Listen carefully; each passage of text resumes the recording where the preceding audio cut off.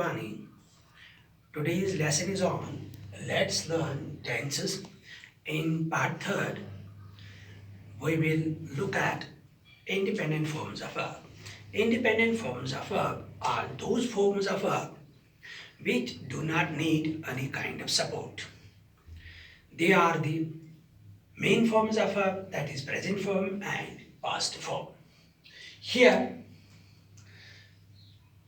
I have written certain sentences. Let us look at them. First sentence is I eat and second sentence is I ate. I eat, here we have used present form of verb, and in sentence second I ate, here we have used past form of verb. Both forms, present and past forms of verb, they are independent forms of verb. They do not need any kind of support, so we can use them without any support. So we have used them without any support. I eat, I ate.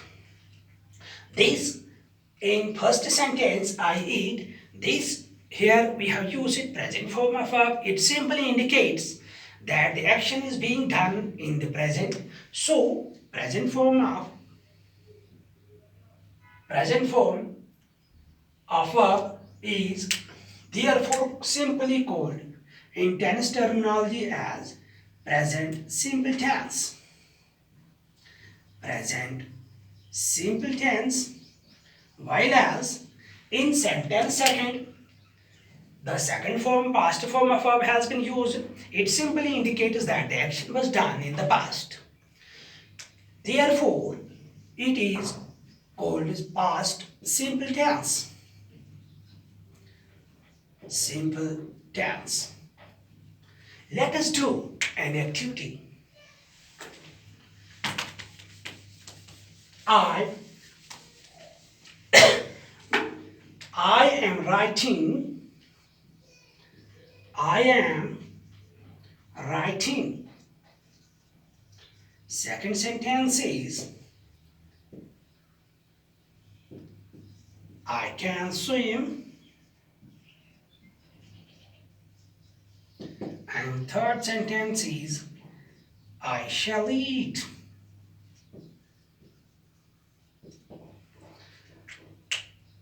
In first sentence, we have used here writing in form of verb, which is dependent form of verb, and it needs support, and the support is am.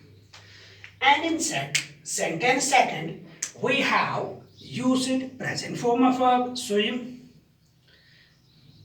It is independent form of verb. It doesn't need support, but even then, the support can have been used here. Similarly, in sentence third, I shall eat, present form of verb has been used. It is independent form of verb. It doesn't need any support, but even then, shall support has been used here. So, but here in sentence first, what we find that the form is dependent. The form is dependent. It needs support, and here the support is am. So here the support is support to the verb form. Without am, here we cannot write in this sentence writing. So this support is support to the verb form. When the support is support to the verb form, that very support is called auxiliary verb. Auxiliary verb. But in sentence second, can is not support to the present form of verb because it is independent form of verb. So it signifies something else. It signifies your ability. Same is the case with sentence 3. In third sentence, shall is not support to eat because it is present form of verb. It is present form of verb. It is independent form. It doesn't need any kind of support. So shall here it is not support to the verb form, but signifies something else. Here it signifies future. So in these two sentences, we find that the supports have been used, but they are not supports to the verb forms, but signifies something else, ability or future or something else. Such supports, when the support is not support to the verb form but signify something else, that very supports are called modal auxiliaries. Modal auxiliary. Similarly, shall is also a modal auxiliary or simply a modal. This is the difference between an auxiliary verb and a modal auxiliary. Let us do an activity. Here I have used certain modal auxiliaries. can and will. When we write in first sentence, I can have, but we cannot use has. In 10 seconds, I can write, but we cannot say writes. You will eat, but not eats. Here, has is the present form of verb. Have is also present form of verb, but has ends with s, that is singular, and have doesn't end with s, that is plural. So we have used have here, but not has. That means plural form of verb, but not singular form. Same is the case with sentence second. Here we have used write, plural form of verb, but not writes, but not singular form of verb. And you will eat, but not eats. Similarly, in sentence third, the same pattern is followed. So what we learn from this activity? We learn from this activity that whenever we use modals or modal auxiliaries, we use verbs. After modal auxiliaries, we use verbs which are in present form, but that must be plural. The verb forms which are in present and are plural, that very form of verb is called infinitive form of verb. Infinitive form of verb. Infinitive form of verb. Let us do one more activity to distinguish infinitive form from present form of verb. Here, these are the present forms of verb and these are the infinitive forms of the same verbs. Has and have.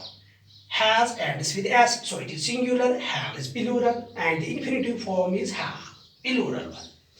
Similarly, do and does. Does is singular, do is plural, so do is infinitive form.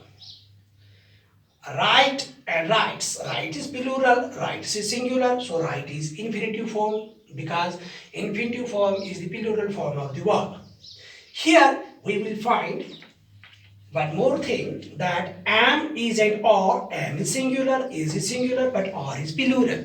But the infinitive form of am, is and are is not all, but the plural form is, their plural form is be. Here we find that infinitive form is not only the plural form of verb, but it is the basic form of verb as well, from which other present forms get derived.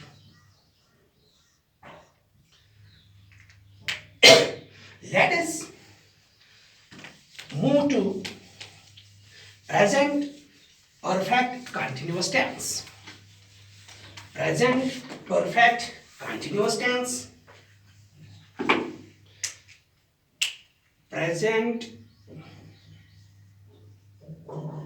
perfect continuous tense.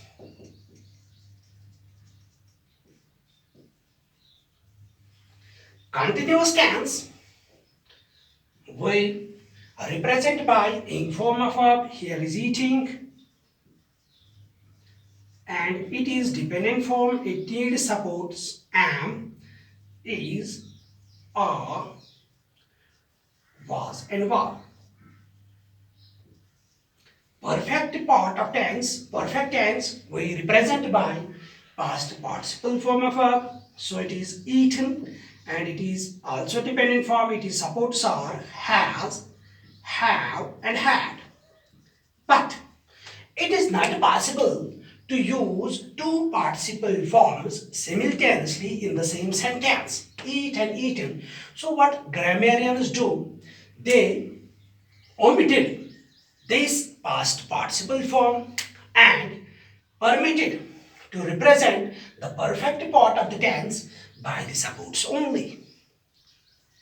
Here, since the tense is present tense, so we have to omit all the supports which are in past. Here we omit was and were, and here we omit had. Let us frame a sentence in this tense. She, with she we use here has, she has, but we cannot here use eaten because we have to omit past participle form and represent perfect part by the support only. She has, then we have to use it am, is or are. But after has, we cannot use am, is or are because has is the support of past participle form. So the past am, is and are, their basic form is be. We have learnt it in the activity, in the previous activity, and the past participle form be is been. So instead of am, is and are, we will write here been. She has been eating. Eating. Eating is in form of verb, so it is continuous tense. Continuous tense. And has, it represents both present tense as well as perfect part of the tense. So this sentence is in present perfect continuous tense. Now let us move to past perfect continuous tense.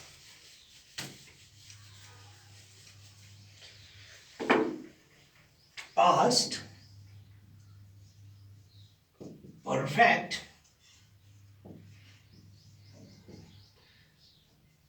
continuous tense.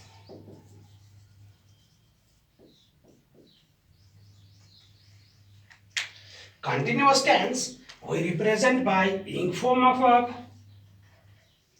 Ing form of verb, that is here writing, and it is supports are, since the tense, but the tense is in past, we can write only supports which are in past, that means was and were. Perfect part we have to represent had only by the support only. Let's frame a sentence in this tense. She had, was and were, their basic form is be and past participle form is been. She had been writing. In form of verb, so it is continuous tense. Continuous tense. Had represents both past tense as well as perfect part of the tense. So it is past perfect continuous tense. That is it for today. Thank you.